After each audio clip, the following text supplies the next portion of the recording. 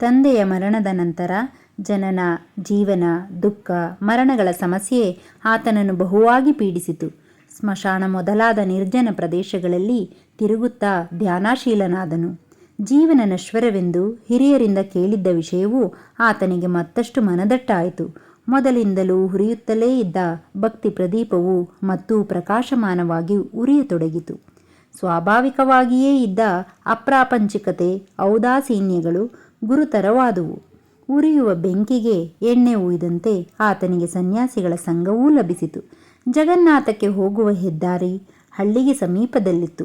ಅಲ್ಲಿದ್ದ ಒಂದು ಸತ್ರದಲ್ಲಿ ಸಾಧುಗಳು ಬಂದಿಳಿದುಕೊಳ್ಳುವ ವಾಡಿಕೆ ಇತ್ತು. ಸಾಧು ಸಂಘವು ಜೀವನದ ದುರ್ಲಭ ವಸ್ತುಗಳಲ್ಲಿ ಒಂದು ಎಂದು ಹರಿಕತೆಗಳಲ್ಲಿ ಕೇಳಿ ತಿಳಿದಿದ್ದ ಬಾಲಕನು ಸತ್ಸಂಗ ಅಪೇಕ್ಷೆಯಿಂದ ಸತ್ರಕ್ಕೆ ಹೋಗಿ ಬರತೊಡಗಿದನು. ಸಾಧುಗಳ ನಿರ್ಲಿಪ್ತ ಜೀವನವು ಜ್ಞಾನ, ಭಕ್ತಿ, ವೈರಾಗ್ಯ ವಂದನೀಯವಾಗಿ ತೋರಿದುವು. ಬಾಲಕನ ಸರಳತೆಯನ್ನು, ಸೌಜನ್ಯವನ್ನು ಕಂಡು ಆತನಿಗೆ ತಾವು ಅಡಿಗೆ ಮಾಡಿದ ಭಕ್ಷ್ಯ ಭೋಜ್ಯಗಳನ್ನು ಕೊಡುತ್ತಿದ್ದರು. ಆತನೊಡನೆ ಈಶ್ವರನ ಮಹಿಮೆಯ ವಿಚಾರವಾಗಿ ಮಾತಾಡುತ್ತಿದ್ದರು. ಮೊದಲು ಪ್ರಶಂಸನೀಯವಾಗಿದ್ದುದು ಕ್ರಮೇಣ ಅನುಕರಣೀಯವಾಯಿತು.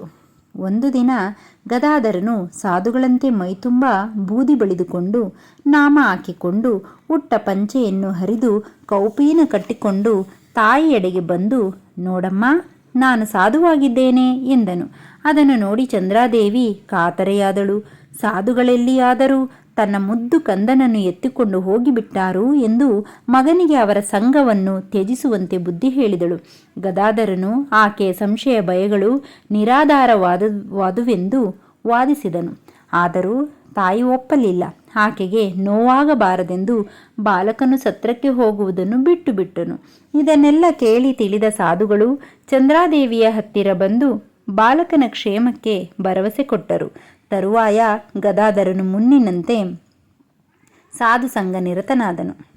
9ನೆಯ ವಯಸ್ಸಿನಲ್ಲಿ ಗದಾಧರನಿಗೆ ಉಪನಯನವಾಯಿತು. ಆಗ ನಡೆದ ಒಂದು ಸಂಗತಿ ಗಮನಾರ್ಹವಾದುದು. ಅದರಿಂದ ಗದಾಧರನ ಬಾಲ ಶರೀರದಲ್ಲಿ ಪತಿತ ಪಾವನ ಯುಗ ಅವತಾರ ಶ್ರೀರಾಮಕೃಷ್ಣರು ಮಲಗಿದ್ದುದು ಗೊತ್ತಾಗುತ್ತದೆ. ಮಗುವಿನಿಂದಲೂ ಗದಾಧರನನ್ನು ಎತ್ತಿ ಹಾಡಿಸಿ ಸಲಹಿದ ದನಿ ಆತನ ಉಪನಯನ ಕಾಲದಲ್ಲಿ ತಾನೇ ಪ್ರಥಮ ಭಿಕ್ಷಾಮಾತೆಯಾಗಬೇಕೆಂದು ಕೇಳಿಕೊಂಡಿದ್ದಳು. ಹುಡುಗನು ಮಾತು ಕೊಟ್ಟಿದ್ದನು. ಬಡವಳಾದ ಧನಿ ಬಹುಪ್ರಯತ್ನದಿಂದ ಕಾಸಿಗೆ ಕಾಸು ಗಂಟು ಹಾಕಿ ತನಗೊದಗುವ ಆ ಪುಣ್ಯ ಮುಹೂರ್ತವನ್ನೇ ನಿರೀಕ್ಷಿಸುತ್ತಿದ್ದಳು. ಗದಾಧರನು ಈ ವಿಷಯವನ್ನು ರಾಮಕುಮಾರನಿಗೆ ತಿಳಿಸಿ ತಾನು ಧನಿಯಿಂದಲ್ಲದೆ ಇತರರಿಂದ ಮೊದಲ ಭಿಕ್ಷೆಯನ್ನು ಸ್ವೀಕರಿಸನೆಂದು ಹೇಳಿಬಿಟ್ಟನು. ಧನಿ ಶೂದ್ರ ಸ್ತ್ರೀಯಾದುದರಿಂದ ಅಣ್ಣನು ಅದಕ್ಕೆ ಸಮ್ಮತಿಸಲಿಲ್ಲ. ಕೊಟ್ಟ ಮಾತಿಗೆ ತಪ್ಪಲಾರೆನೆಂದು ಮಿಥ್ಯಾವಾದಿ ಉಪನಯನಕ್ಕೆ ಅರ್ಹನಲ್ಲವೆಂದು ತಮ್ಮನ್ನು ಹಠ ಹಿಡಿದನು. ಕಡೆಗೆ ಗದಾಧರನ ಹಠವೇ ಗೆದ್ದಿತು. ಧನಿಯಾದರೋ ಭಿಕ್ಷಾಮಾತೆಯಾಗಿ ಹೆಮ್ಮೆಯಿಂದ ಹಿಗ್ಗಿ ಸುಖದ ಕಣ್ಣೀರು ಕರೆದಳು. ಪ್ರೀತಿಯೊಂದಿದ್ದರೆ ಜಾತಿಯಿಂದೇನು?